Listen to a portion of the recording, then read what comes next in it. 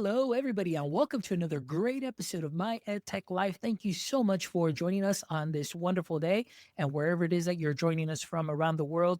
Thank you, as always, for all of your support. As always, we appreciate all the likes, the shares, the follows. Thank you so much for engaging with our content and connecting with our amazing guests as well.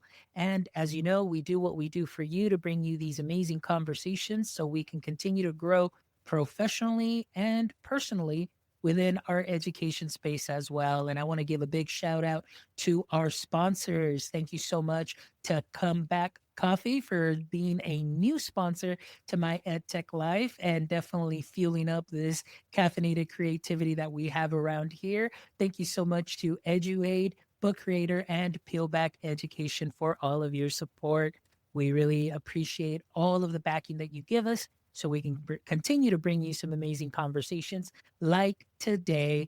I am excited to welcome Miss Valerie Brock, who is joining us from a wonderful organization that is out there bringing the AI awesome sauce across not only the nation, but around the world. And I'm really excited to welcome her.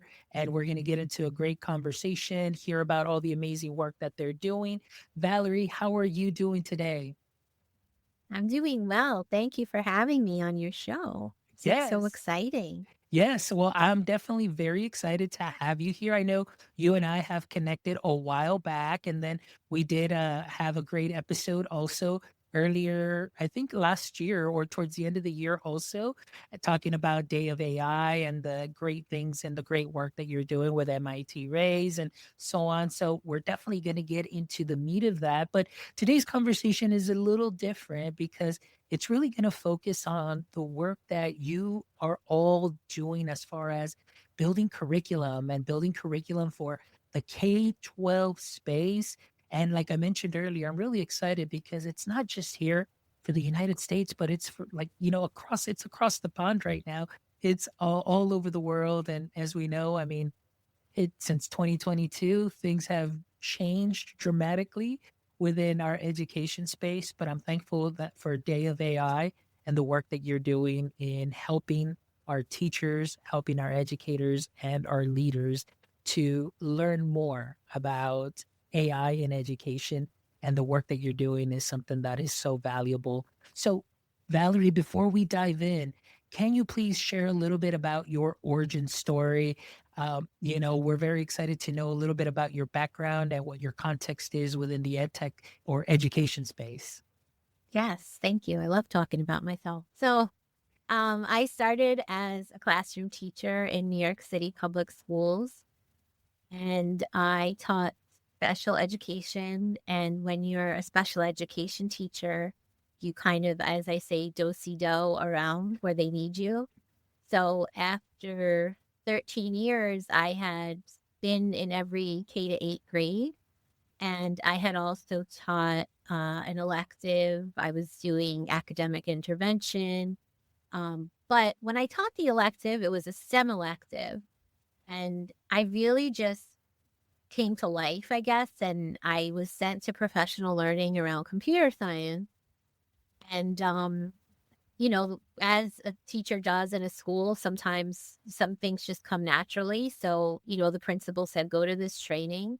And I went, and I guess I stood out because at the end of the training, they informed me that there was a role open in New York City schools in the computer science for all initiative. So I wasn't looking to leave a school, but the universe said otherwise. And I interviewed and I got the job. And it really just felt like kismet because I've always had a passion for computer science and for ed tech. And that's actually one of my pet peeves because I like to keep ed tech and computer science separate. So I, I just improved my skills so much in my 6 years in the Computer Science for All initiative. I met people from across the country doing similar work. I got to meet teachers from all over New York City. I got to create curriculum, run really powerful professional learning, and just really found, I guess, my educational passion in that. And it was exciting for me. And then throughout that time, part of my role was, finding additional training for teachers, finding additional professional learning that was valuable. And I came across Day of AI, and this was, I guess, in 2021. And that's when Day of AI started. Day of AI began as a PhD project at MIT in the Media Lab, and it really came about as the same call to action similar to Hour of Code or Computer Science Education Week, where the call to action was that, the students should kind of drop everything and go through these AI literacy lessons, because the minds at MIT foresaw this generative AI boom. So, a year and a half ago, I was asked to step into this role as curriculum lead at Day of AI, because the co-founder of Day of AI decided that we needed to be semi-separate from MIT. So I called them our cousins. And it's just taken off since then. And it's just so exciting for me. And I'm extremely passionate about the work, and I feel very lucky to have found this role. And I could keep going, but I know you had a lot of questions, so let's talk about what Day of AI actually has, because it's quite unique, I think, compared to a lot what's out there. So a lot of times people hear AI literacy and we get a lot of pushback.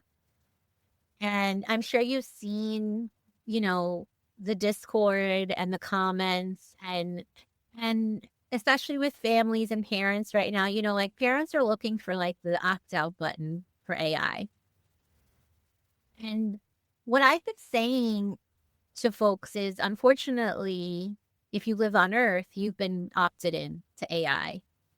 And what better tool do we have than to educate ourselves into what this is? And, our team is tool agnostic. We're not here to say you should be using this tool or not, or this tool over this tool. We don't do training around that. Our training is strictly, what is AI? How does it work? What do I need to know? And developmentally appropriate. So you mentioned the early childhood. Yes, we have early childhood lessons. They're not touching AI tool. They're talking about, in their classroom, what is natural, what is artificial, what is a machine. And to me, as an educator, that is very developmentally appropriate for a 5-year-old to understand. And, I'm just excited we have these lessons, because I don't see a lot of people shy away from early childhood, and it scares them. So, we do have a full set of K-12 lessons. We do have some of our curriculum that is just, how is AI affecting a certain area of life? How is AI affecting human rights? How is AI affecting the creative arts? And what I love about what we create is our team is real educators, some educators, with over 25 years experience. And then we also have researchers and actual AI experts, because I am not an AI expert, telling us, yes, this makes sense, or no, this does not make sense in regard to a concept we're teaching, like when we talk to high school kids about neural network. So I just think that's such a great dynamic, because as an educator, I've seen a lot of curriculum that unfortunately looks like whoever created it never even stepped into a school building. Yeah. No, I agree. I definitely agree with that. But before we continue on a little bit more, I did want to just pull a little thread there as far as your experience, because again, coming in, working with, children with disabilities, and then of course, computer science. So I kind of want to ask as well, how did that experience help you shape in the way that you think about AI and AI literacy, now that you made the transition into Day of AI?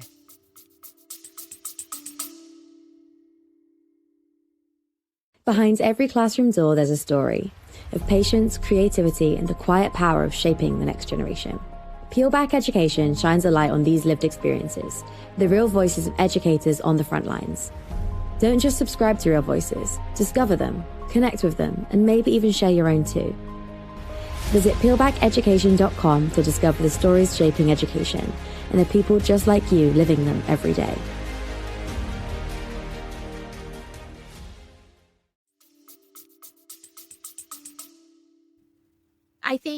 I know everything we create in terms of curriculum, there's always an accessibility lens. There's always, I follow Universal Design for Learning guidelines. We were just having a meeting about how we can make our materials even more accessible. So that is always with me. Something that I am asked a lot about AI use, and I think that's kind of where you're leading with, not so much the curriculum, but maybe how I feel about AI use for students with differences. Is that really where the question is? Or are you just talking about like the curriculum in Well, no, general? just the curriculum in general, and of course, with your experience bringing that in, like you mentioned, obviously your experience with UDL, what you saw also through computer science curriculum and then transitioning that, how did that help also as you're working and developing the curriculum, kind of shape and see how the curriculum will be created and accessible, for all students? Yeah, that's a great question. So I think one of the things that we remember on our team is that you don't actually need to have the physical device to teach the concepts. And that goes back to designing for computer science. There's a lot of misinformation that, students should just only be coding. And that's not the case. Computer science is a lot deeper than that. And that I think, although, there are students who I've seen who are nonverbal who could code a website, using HTML, no problem. I think that we like to provide multiple entry points in terms of the curriculum. Some students may hear the word artificial intelligence and be turned off, or they may hear the word computer science and be turned off. And I like to think that that is why our curriculum is great, because any teacher could pick it up. It doesn't have to be the EdTech teacher. It doesn't have to be the computer science teacher. We work with teachers across all levels, across all subject areas, and it created so that you don't have to be a tech expert. And that was something that began with Day of AI when MIT started it too. That was really the goal. Because for me, going back to before computer science, when I was a second grade co-teacher and I was asked to teach a tech lesson, or a computer science lesson, it's daunting. It's, because you think you have to be a coding expert. And I know the question was about designing the curriculum, but designing the curriculum obviously has just as much as the teacher's needs in mind as the students to make it powerful. So in our approach, we make sure that we provide training for teachers to develop their own AI literacy. And I constantly say, I wouldn't hand a lesson about multiplying fractions over to a teacher if they didn't know how to multiply fractions themselves. It's the same thing. It's any subject. So, the design that I think that I've brought in incorporates everything I've learned about, like I said, UDL, accessibility, multiple entry points, but also including different experiences. And unplugged, plugged. We like to give a lot of different options. And, there's another layer now on top of the AI literacy. There is the AI outsourcing aspect. So now we have to ask ourselves, are we designing learning that sticks? Not just, what in this task could be outsourced to AI. So it's like another layer. And that's not just for AI literacy, that's for every subject. But that's a whole nother discussion. Yes. No, but that's great. But coming back to a little bit about what you're talking about, because we're mentioning the word AI literacy, and I know Day of AI's tagline is AI literacy is for everyone. And now I've had countless guests that come in. We talk about AI literacy, but it just seems like everybody has a different definition of what AI literacy is. So I want to ask you, as part of your work with Day of AI, what does that actually look like as far as designing the curriculum and the way that it is integrated within the classroom setting with the K-12 space?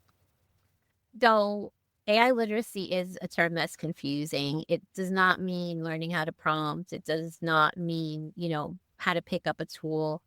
At the very core, to us, AI literacy is understanding how AI systems work. And right now, that AI system is generative AI, and why they fail. What are the biggest issues with failing? Like, why do they hallucinate? What is a hallucination? Why do they show overconfidence? That also includes AI literacy, includes when not to use AI, and the role of human judgment. I think that, we really are trying to set not just children up, but everyone up for questioning AI, because we live in a world right now where, you could see an image and it could be AI. You could read text and it could be AI. You could see a video, and everyone needs these skills to be able to question and also be ethical users, not using it for inappropriate things, learning how to question outputs. I mean, it's a big umbrella. But I can tell you one thing for sure that it's not, and it is not learning how to prompt. That is not AI literacy. It's really at the core learning what it is and how it works and how to use it responsibly. Excellent. So that's part of your question. Yeah. No, most definitely. I think that really hits. And I think that falls in line, at least with the way that I've seen it and the way that I believe that what AI literacy is. But like I said, many times you hear the words so often, and it's almost like the definition kind of gets blurred with so many people that are sharing, their own frameworks, their own ideas and things of that sort. And so some of them may look a little different, some of them may sound the same. But I mean, I think at its core, like you mentioned, I love the way that you kept it just really simple, really streamlined.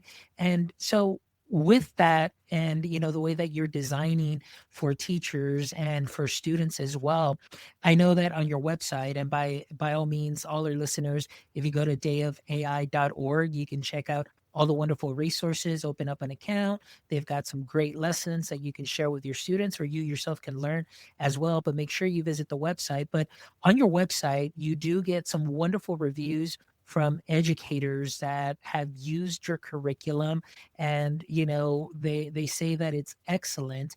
But we know that the fear is still very real. And I know that it's been since 2022 November. Now we're in 2026. It's been a while. So I want to ask you, Valerie, like, not only for yourself and your experience, maybe when you're designing, or what you may hear from your colleagues right now, what would you say might be one of the biggest mental hurdles or mental barriers that you might see teachers have in this day? And how does Day of AI help them overcome that barrier? Yeah, we get the fear all the time. We get it the form of during a professional learning or a survey, or even comment, during a professional learning, there's a lot of pushback and confusion. And I totally get it. And unfortunately, the only way to address that is in one of our sessions, our most popular session, where it's called Demystifying AI. And we break it down just as we would for the kids. And we walk through what exactly is happening, how it works. And I can't tell you how many times we get, I can't believe this. Like, this is only an hour, but I learned so much. I really understand. I'm really looking at this differently. And we just also, reinforce that we're not here to say you need to use this, but we are here to say you need to be aware, because you try to buy a movie ticket, you try to, pick up a prescription, schedule an oil change. There's a chatbot there. And it is so, we are so passionate about everyone having AI literacy. We actually have a project outside of schools right now with New York City Public Library system, which is the largest public library system in the country. And we're working with library staff so that they could better help their patrons understand AI. Because what better place to bring AI literacy than at a public library where you have, everyone from ages 0 to 100 coming in. And it's just really been heartwarming for us because I'm excited to see how this pilot plays out. But I think this is exactly what needs to be happening right now. Yes. No, and I think that is so fantastic that, one of my biggest things in the 20 years of education, I always say it's like schools need to really leverage the community. And what I mean by that is involve parents and inform parents. I think a lot of times there isn't enough information that is shared with parents to help put them at ease and peace with this. But I absolutely love this project where you're going out into the community and sharing, what AI literacy is, sharing the basics and what it can, what it can't do. And I think that's something that's fantastic for all grade levels, which is a kind of a nice segue for my next question that you kind of hit on a little bit because I talked about it at the very beginning where you have curriculum starting at kinder. So that's really early childhood. So I want to ask you, what do you say to educators when some of them might push back a little bit, thinking or telling you, no, kindergartners, they're a little too young to start having these conversations. So what is it that you hear from them, and how do you help them in a similar way, like we just talked about, overcome that so they feel comfortable with it as well? I definitely hear that, and I remind them that, and I agree with them, they shouldn't be having certain conversation. However, I do think in an appropriate manner, it is okay for a kindergartner to understand that things are human made and artificially made, not made. And I have to show them, like physically show them the lesson. And they say, oh yeah, that does make sense. Or say to them, hey, kids should talk about what a machine is. That's okay to talk about what a machine is. And they also can talk about what they might be seeing and hearing in their everyday lives because they are. I mean, I had a teacher a couple of months ago pull her son into our session, and he's in 5th grade, and made him describe to us how he uses Snapchat AI to do his math homework. And here we are thinking, oh, elementary kids aren't using generative AI or AI. And here's a 5th grader who figured out how to use Snapchat to answer the Snapchat bot to help him with his math homework. So again, saying, I understand what you're saying, I respect it, and that's the choice that you have, and you can continue to do that. But we are living on Earth. We've been opted in our world, and we do need to educate ourselves. And I know Jeff Riley, who you had on too, says this all the time, that, his generation missed the boat with social media, and we don't want that to happen again. And this is, our opportunity to use our tool and educate. So I hope more people hear this because it is hard. I'm not going to lie. It is hard. People see Day of AI and they think that we're selling some tool and we're free. We're a nonprofit. So it is, it's rough, but there are teachers who admit every week to me they're scared. They don't want to lose their job. But I think things are changing a little for us. We're still, considered a newer company, but I think folks are realizing, yes, we all do need this knowledge, not just kids. And you brought up about families. We do have our family toolkits, which we made with Common Sense Media, which are very popular. And we get asked from our out of US hubs, which we call them, hey, can we translate your family toolkit? Our families need this too. And that's just wonderful. So we didn't Yeah. really talk about our hubs. Yeah, well, actually, yeah, we were gonna get into that in just a second because that's definitely coming.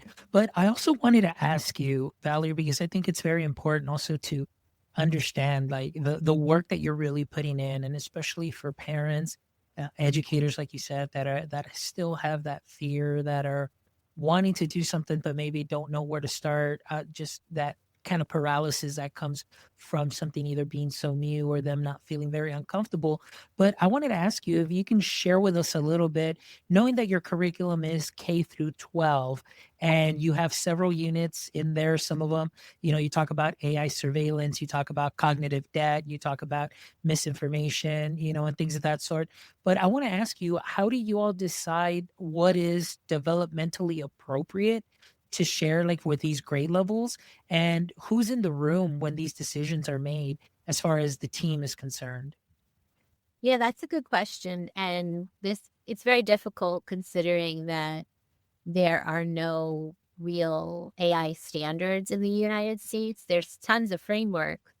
The Day of AI curriculum is modeled off of UNESCO's AI competencies for students, and the professional learning is modeled off of UNESCO's AI competencies for teachers.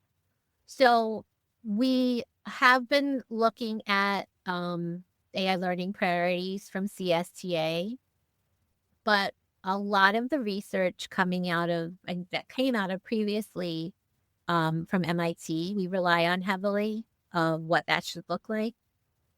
We also look at the CSTA draft standards we've been looking at as well. And then, of course, the new AI literacy framework that was created with Teach AI and OECD. We've been trying to look at all of them and find the commonalities. But I have to say, a lot of our curriculum came from the original research done by MIT. I think it was developed back in 2018 or 2019, and it's called the MIT Daily curriculum. And it was designed for middle school.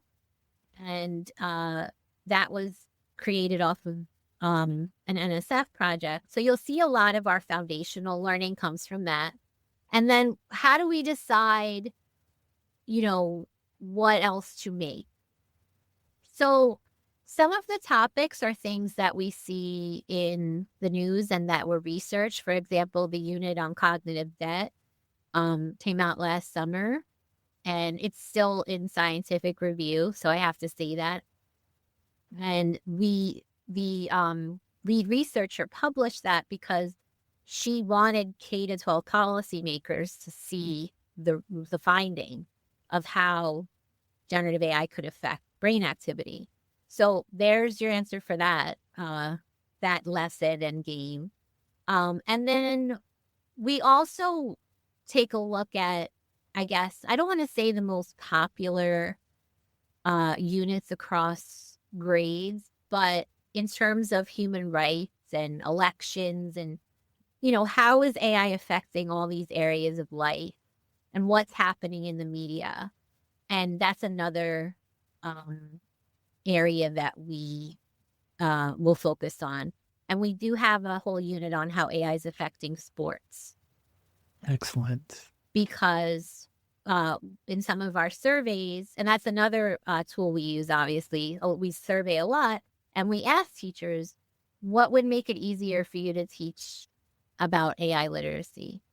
And we got, well, AI is really affecting sports. I'm a health teacher. I have time to do these lessons. So AI in sports came to be.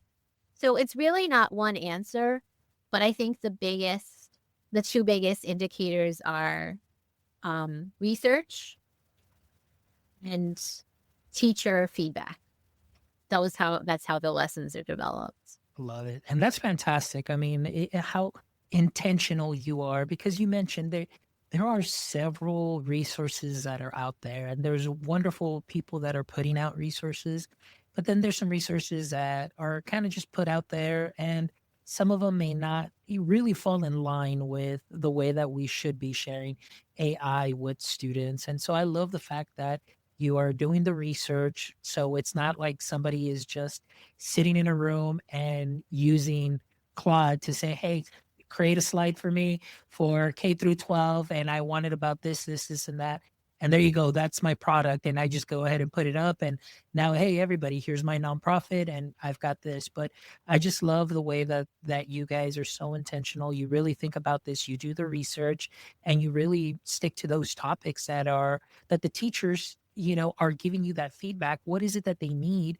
And so that's fantastic that you are working to help them overcome those fears, making those connections to what AI can and can't do, but also putting the information out there in the community, like we talked about with parents, that is accessible to parents, that they also can have. So this is great now, because I also wanted to talk about the program hubs. So tell me a little bit about the program hubs, because I want to tell my audience members, when you go to the website dayofai.org, you are going to find a myriad of resources. They've got so many things for teachers. They've got so many things for students, for professional development, the family resources. And then you've also got the program hubs here as well, which is a way for people to bring, Day of AI and AI literacy to their countries, to their community. So tell us a little bit about that, because one thing that I did love to see is the way that you are connecting, not only here in the United States, but across the world. I mean, you're talking about Rwanda, Taiwan, New Zealand, Vietnam, um, Uzbekistan.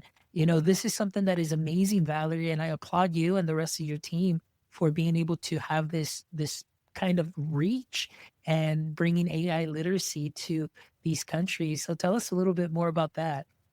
Yeah, very exciting. So this actually, I think, began when Day of AI originated, where countries were reaching out to MIT and asking to translate the curriculum and have their own Day of AI. Day of AI Australia was probably the biggest, and they're very, solid. They've been around longer than we have in terms of separated from MIT.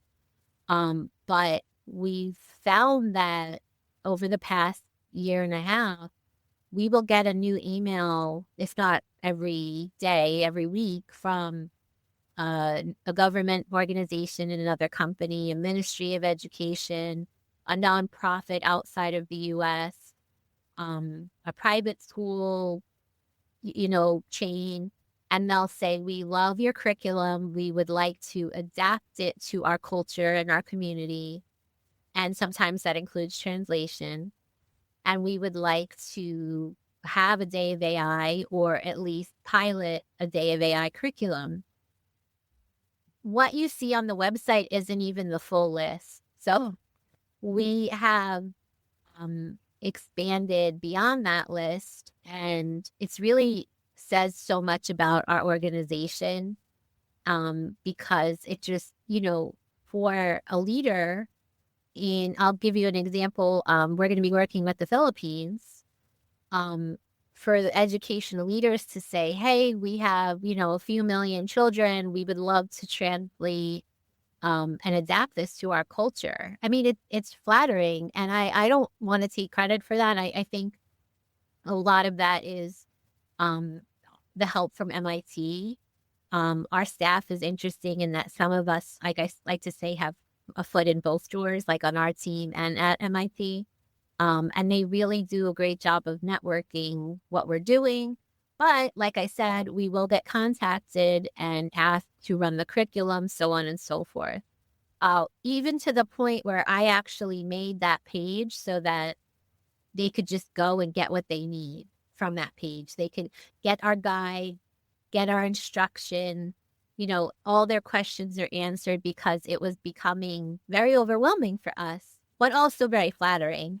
And it's amazing to see how the curriculum has been adapted and adopted in different cultures. To me, that was one of my wishes in leaving New York City, was I want to see classrooms around the world.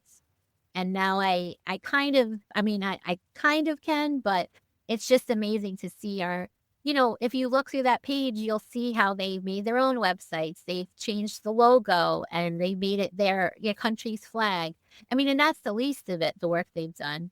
But it's really incredible. And I'm just honored that, I'm part of it somehow. And it was very scary to leave a job after 17 years. So things like that remind me that it was a good choice. Oh, yes. No, Yeah. absolutely. I mean, just the impact, not only that you made, those 17 years with your students, but now the farther reach, and you're still impacting so many students, and now you're involving teachers and then with parents. And I think that's something that is amazing, and it's very something to be very proud of, not only for you, but for the rest of the team, and just seeing such positive impact and such, positive returns on the work that you all are doing, and you're still growing. And I think that's something that is fantastic. I kind of want to talk a little bit about this next thing that I saw on your website, that I think is something very important for all our educators and school leaders that are listening to the podcast right now, that may think, oh, well, this is only going to be for teachers and so on. But I want to talk a little bit about the partnership with AASA. So that is the School Superintendents Association, where it talks a little bit about here that school superintendents will mentor high school students from across the country. And I think that this is something that is fantastic. And I want to ask, why those school leaders? I kind of maybe have an idea about why, because usually we see, classroom teacher, maybe, instructional integrationist and so on. But to be able to see superintendents be at the helm of this and mentor, students, I think that's something that is fantastic. So can you tell us a little bit about that? Because I find that very fascinating. Yeah, I can't talk too much about it, but basically so going back to the hubs, we have such success outside of the US with, I guess, centralizing AI literacy. We wanted to find a way to centralize AI literacy in the US. And that's very difficult because, as you know, every state is essentially its own country here. So in the beginning of the school year, we launched Day of AI USA in that effort that we would do some sort of special, planning just for teachers within the United States and territory. And our co-founder, Jeff Riley, who is the former commissioner of education for Massachusetts, he's really done it all. He was a teacher, a guidance counselor, principal, AP, superintendent, and then commissioner. I think a lot of this fellowship idea, well, I don't think I know, was his creation. And I hear you about, the teachers usually at the helm, but we're all teachers essentially, right?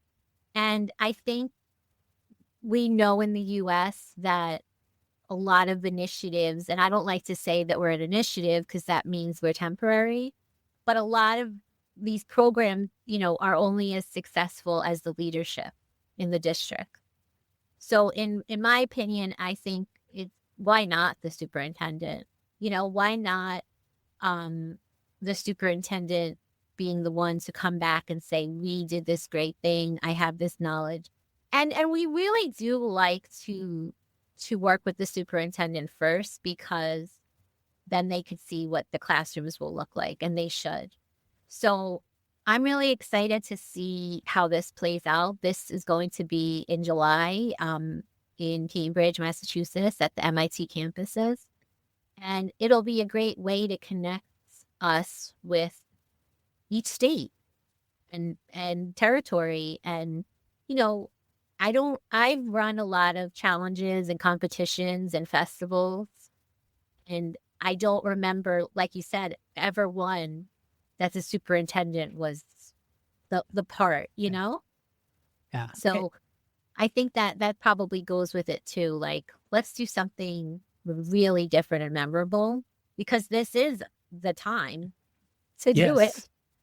Yes. Yes. No, I agree. And I think it's something fantastic that you hit the kind of the nail on the head in that sense of, from the top down, that's kind of the way things trickle down. But when you do have that superintendent that has that experience, sees what it's out there, sees and hears what the teachers are talking about, and needs a little bit more clarity, I mean, what better offering than to be able to meet as a group with other district leaders in the same roles because they may all have the same questions. They may also have the same kind of pushback.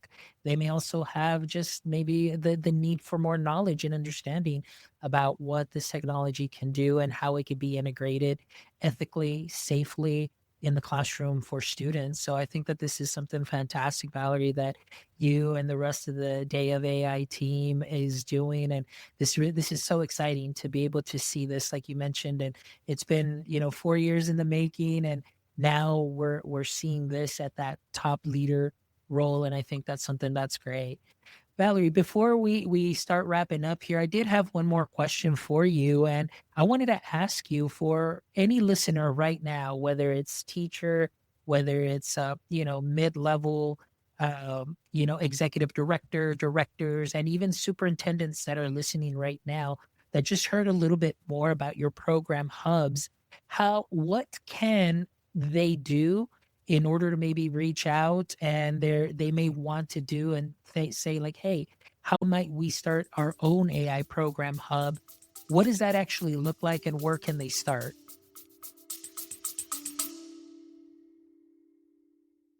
Howdy, y'all. It's Farmer Fobbs from Book Creator. Now listen up, partner. If you're wrangling lesson plans and trying to keep your students engaged, I got just the tool for you. Now remember, every student and teacher deserves a yeehaw moment, and Book Creator can give you just that. Book Creator makes it easy to get your students creating, collaborating, and sharing their ideas all in one place. Book Creator turns any classroom into a digital frontier, whether it's interactive notebooks, portfolios, or good old storytelling. Now, did I tell you it plays nice with all the other favorite apps? Egg smash it. I mean app smash it with Adobe, Google, and much more to take creativity to greener pastures. So saddle up and give it a try. Use promo code MyEdTechLife for a 3-month special treat. So the hubs are really more for nonprofits and folks outside of the U.S. They could go to our site, they could fill out the contact form. We usually set up a meeting, or they could start adapting their curriculum. Everything is there. They just have to push a button and they'll get a copy. For schools in the U.S., we have a professional learning page, and we outline what it looks like. We have documents and one-pagers linked there. Again, a contact form. And then if you're a teacher and you just want to start teaching, we have a wonderful planning guide that I actually started before my time at Day of AI and brought with me and adapted. And it really lays everything out that the teacher, if they wanted to implement lessons, whether it be a day, over a week, once a month, we have different recommendations. Because although our name is Day of AI, we understand that not one day works for everyone. And we want, to show that we're flexible. And then we also have our scope and sequence. So I always direct educators to those documents, which are right at the top of our curriculum page. And then for principals or, people in the districts who lead tech work or professional learning, I tell them to go to our professional learning page. And we try to simplify it because, we know folks are busy. They don't read as much, and we try to make it easy, and we have everything laid out, I think, pretty nicely. I helped design the website, so we tried. Well, no, and for all our guests, again, we're going to definitely link it, dayofai.org. And honestly, one of the things in going through this website, I'm always one of those, like, 3 clicks or less, I should be able to find whatever it is that I need. So it is designed very well, where I promise you guys, you're going to find the links that you need to get to where you need to go. And trust me, those lessons, you definitely want to check them out. You can filter by grade level. You can bring them in. You can go ahead and maybe find one of those days. Maybe now that state testing is already going to finish, or when it finishes, why not, help your students, learn more about AI during that time that you have from there to the end of the year. So as a way to prep them for that next year and so on. And so, I mean, and the resources, what's better is that they're even free. And like I always say, if it's free, it's for me. But Valerie, thank you for being an amazing guest. Thank you so much for the work that you and the rest of your team are doing. It's wonderful to hear also about not only the work that you did as an educator, but just that transition into Day of AI and the impact that you and the rest of the team continue to make, that are doing it with a lot of heart, a lot of passion, because there is a need, and you're doing it in such a way that is easy enough for the teachers to give them that peace of mind and be able to overcome kind of that paralysis, that fear of the unknown. So my compliments to you, the rest of the team, for everything that you're doing. I really appreciate it. And Valerie, for our audience members and school leaders that are listening right now, should they have more questions, I know that they can go to dayofai.org, but where is it that they might be able to connect with you as well? I'm on LinkedIn. You could find me. And if you fill out the contact form on our website, it usually goes through my eyes as well. So I'm happy to answer anything there. That's part of my role, because we do get a lot of curriculum questions. So I'm happy to, anyone who wants to reach out to me on LinkedIn or in our contact form, we do actually read them. Perfect. Excellent. So we will definitely make sure we link all of that in the show notes. But Valerie, thank you so much. But before we wrap up, Valerie, I always love to end the show with these last 3 questions, just to learn a little bit more about our guests and kind of just end the show just on a nice, not that the conversation wasn't happy, but just on a laid back note, So I want to ask you, Valerie, first of all, every superhero has a pain point and weakness. So for Superman, that kryptonite was what weakened him, and it was just the source of pain. So I want to ask you, Valerie, in the current state of AI in education, what would you say is your current AI kryptonite? Well, I think if you were listening, you probably figured this out, but I definitely, right now, it is like the gap between AI adoption and AI understanding. I just despise that, these tools are being used every day. There's no shared language. There's no, setup for the kids to think critically, no realization for how they fail. And it's just like a tool rollout, and it just, it's not helping education. I think. And I think that if we had a live audience and you asked them, I think from my responses, they probably would have said that. Well, yeah, it's obvious. But I'm happy to name it. Yeah. Excellent. All right. Question number 2, Valerie, is if you could have a billboard with anything on it, what would it be and why?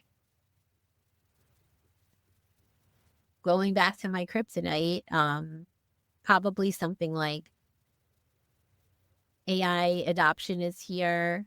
AI literacy is the only responsible answer or response, or AI, you've been opted into AI, now understand it. Or something about Earth, like powerful. Yes. No, that second option is really cool. I was just about to tell you, if you make a shirt, I want to be your first customer, because it's so true. I mean, you are opted into everything until you opt out. So it drives the point. Yes. There's no button sometimes to opt out. Yes. And that's why families are frustrated. But these are good questions. No, but that's an awesome response. I would talk to Jeff and be like, hey man, is there a way that we can do a shirt, kind of, Yeah. that'd be Him and great. I are good with the shirts. Yeah. I should tell it. Yeah. That'd be great. All right. And my last question for you, Valerie, is if you can trade places with anyone for a single day, who would that be and why? Cool. This is such a curriculum developer answer. I think I would really like to trade with a student, just to see, like, the different lens of like the AI saturation in their life. I think that would help. Like, it's very selfish of me to say, but I think that would help me grow as a curriculum developer. And just really see on their level, because, I remember when we first got a computer. I remember when the internet came about. I remember when we got cell phones. But for some of our children, this is all they know. So I guess this is a very, like I said, educator, curriculum developer answer, but I think I'd like to see how it feels to live in like this AI saturated world from a child perspective. Excellent. That, you know what? It's sometimes that's the best way to go about it. See it through their eyes, their lens, their perspectives, and that's only going to help us be better equipped to allow them or give them the answers and help them with those roadblocks too. So yeah, my other answer probably wasn't as friendly. It was like with a tech leader or CEO, so of a tech company. So I stuck with the G-rated version. there you go. Maybe we'll have to save that other answer maybe for another show, like that'll be specific just to everybody 18 and up. Yeah. And no, well, thank you so much. I really appreciate your time, Valerie. Honestly, your enthusiasm and the heart that you brought into the conversation and sharing all the wonderful things that you and the rest of the team are doing and making such a positive impact in the education landscape. So thank you to you, rest of the team, and just I wish you the best in anything that you do, and hopefully you reach out to even more countries and just continue to do that work. So it's amazing. And so thank you. And for all our audience members, please make sure that you visit our website at myedtech.life, where you can check out this amazing episode and the other 361 episodes, where I promise you will find some knowledge nuggets that you can take and sprinkle onto what you are already doing great. And again, we would love to thank our sponsors, starting with Comeback Coffee. Thank you so much for keeping us caffeinated. That way we keep the creativity going. Thank you to Book Creator, Eduate, and Peel Back Education. As always, thank you for your support. Audience members, thank you for your support. And until next time, my friends, don't forget, stay techie.